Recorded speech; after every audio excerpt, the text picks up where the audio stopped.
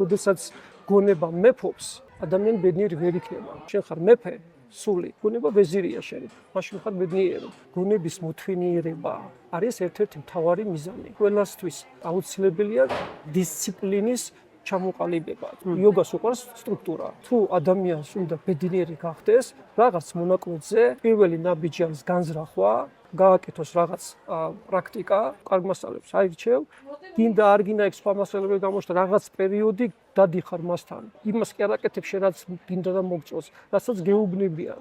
აი ეს პროცესია. გონება თვინიერდება. ეს მორჩილება ისწავლა. მორჩილება, ხო რა. აუცილებელია ეს პროცესის გავლა. ადამიანს თუ უნდა უკეთესი ცხოვრება, გადის პროცესს რაც უფრო დიდი ხანს აირჩევს, მით უფრო იოლი იქნება. შედეგი უფრო კარგი იქნება. გონებას უნდა თავისუფლება. დღეს ეს უნდა, ხვალ ის უნდა. ჩვეულებრივი პროცესია. აი მედიტაციას თვალს რო დახუჭავ, გონება დასახას დარბის შენ მოყავს.